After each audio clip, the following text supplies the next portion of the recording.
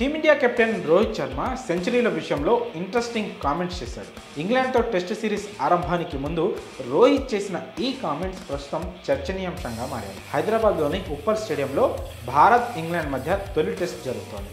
గురువారం ప్రారంభమైన ఈ మ్యాచ్లో ఇంగ్లాండ్ తొలుత బ్యాటింగ్కు దిగింది.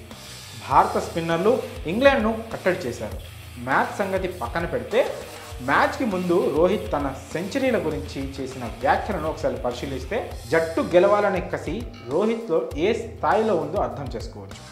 పూర్తి వివరాల్లోకి వెళ్తే భారత్ ఇంగ్లాండ్ మధ్య తొలి టెస్ట్ ప్రారంభానికి ముందు team India veteran cricketer Dinesh Karthik Rohit శర్మను ఇంటర్వ్యూ చేశాడు. ఈ చిట్ చాట్లో వరల్డ్ కప్ గెలవడం గురించి, వరల్డ్ కప్ టోర్నీలో సెంచరీలు చేయడం అనే అంశం గురించి టాపిక్ వచ్చింది. ఈ క్రమంలో రోహిత్ శర్మ మాట్లాడుతూ ఎన్ని సెంచరీలు చేసి ఏం లాభం, కప్పు కొట్టడమే ముఖ్యం.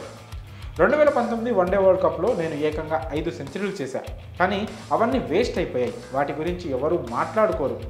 ఛాంపియన్షిప్ గెలిచామా లేదా అన్నదే ముఖ్యం అని రోహిత్ చెప్పుకొచ్చాడు.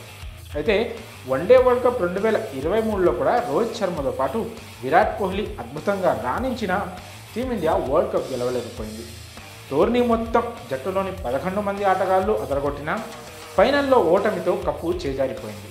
కాగా రోహిత్ శర్మ ప్రస్తుతం సెంచరీలపై చేసిన కామెంట్స్ తెగ వైరల్ అవుతున్నాయి.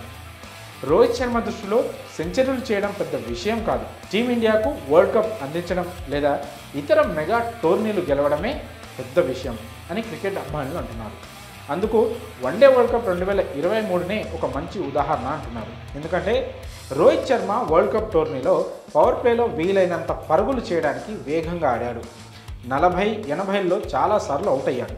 ఆ టైంలో రోహిత్ కాస్త దూకుడు తగ్గించి ఆడి ఉంటే హాఫ్ సెంచరీలు పూర్తి చేసుకునేవాడు. కానీ రోహిత్ ఎప్పుడూ అలా ఆడలేదు, జట్టు కోసమే ఆడాడు. ఇప్పుడు అదే విషయాన్ని మాటల్లో చెప్పాడంతే.